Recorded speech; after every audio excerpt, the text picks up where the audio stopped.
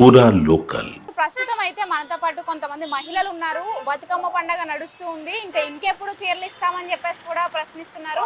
వాళ్ళతో మాట్లాడి తెలుసుకుందాం. ఇంతకీ వాళ్ళకి ఇస్తా అన్నారా, ఎప్పుడు ఇస్తామంటున్నారా అనే విషయాలు కూడా. సో నమస్తే అమ్మ.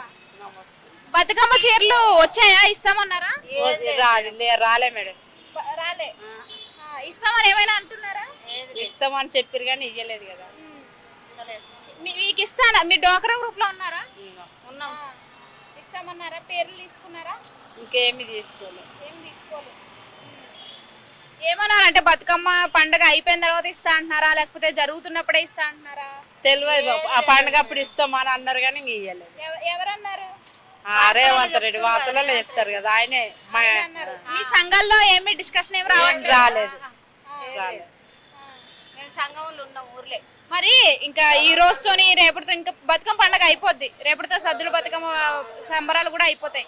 ఇంకెప్పుడు ఇస్తారు, ఎప్పుడు కుట్టించుకుందాము అని అనుకుంటారు? ఇయ్యండి, ఏం కుట్టించుకుంటాం ఇక. ఇయ్యండి అసలు అవే అసలు ఇస్తారని అనిపిస్తుందా? తెలియదు. ఇయ్యరు అనుకుంటాను. ముందు సంవత్సరం వచ్చాయా? రాలే. కేసీఆర్ ఉన్నప్పుడు వచ్చి. కేసీఆర్ ఉన్నప్పుడు అప్పుడు వచ్చినాయి. అప్పుడు బాగుండేవా? ఇచ్చేటప్పటికే చీరలు ఇచ్చేది మాకు ఊర్లలో. ఇక్కడ చెప్పండి, ఏమైంది? మీకు వచ్చాయా చీరలు? మాకు కూడా రాలే మేడం. రాలే, మాకు కూడా రాలే. ఏమన్నారు? ఇస్తానన్నారు. వారం 10 రోజుల ముందుగా ఇస్తాం 2 చీరలు అని అన్నారు. ఏ 2 లేవు, అసలే లేవు. 1500 అని అన్నారు.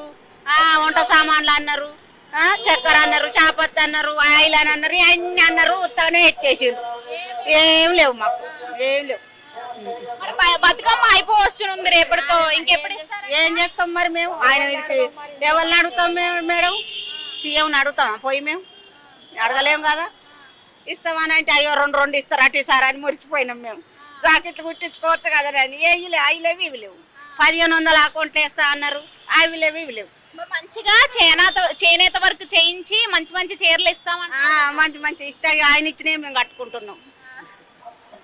బతుకమ్మ పండుగ అయిపోయిన తర్వాత ఇస్తే తీసుకుంటారా మరి చీరలు? ఇక ఇస్తే ఎవరైనా తీసుకుంటారు, ఎవరైనా తీసుకుంటారు కదా. బతుకమ్మ పండుగ అయిపోయినాక ఇచ్చేం లాభం, నువ్వు ఇయ్యకేం లాభం మాకు, అంతే కదా. అదే మేము ఇయ్యి అని ఆయన అడిగినామా? మేము ఏమన్నా? ఏందంటే ఇప్పుడు ఓట్లు ఉన్నాయి కాబట్టి ఇస్తా అని అన్నాడు. ఓట్లు వేస్తారు కదా అని అనుకున్నారు. ఏమి ఇవ్వలేదు. ఏది మరి ఏది మేడం? ఇప్పుడు వారం రోజుల ముందుగానే 4-5 రోజులకైనా ఇవ్వాలి. రేపు పండుగ అయినా ఇవ్వాలి కదా. రాలే. ఓట్లు వేయక ముందు ఇస్తా అనేవాడా? ఎప్పుడు ఇస్తా అన్నాడు ఆయన. గ్యాస్ ఫ్రీ అన్నాడు. మహిళలకు, ఒంటరి మహిళలకు 2500 అని అన్నారు. భూమి లేని వాళ్ళకి, జాగలేని వాళ్ళకి అన్ని చెప్పిండ్రు. అన్ని చెప్పి రేసిండ్రు. చెప్పని భయమా? మరి కాదు, కేసీఆర్ ఉన్నప్పుడు మంచిగానే ఇచ్చారు. అప్పుడు రైతు బంధు అన్ని పడ్డాయి. మంచిగా ఇచ్చాడా కేసీఆర్? కట్టుకున్నారా అప్పుడు? కట్టుకున్నాం. కట్టుకోకుండా ఏం చేస్తాం మరి? ఇప్పుడు రేవంత్ పండగ అయిపోయిన తర్వాత ఇస్తాడన్న నమ్మకం ఉందా? ఏమో మాకు లేదు. ఇక నమ్మకమే లేదు. పింఛన్లే వస్తాయి. 4 ఏళ్ల నుంచి పింఛన్లే వస్తాయి.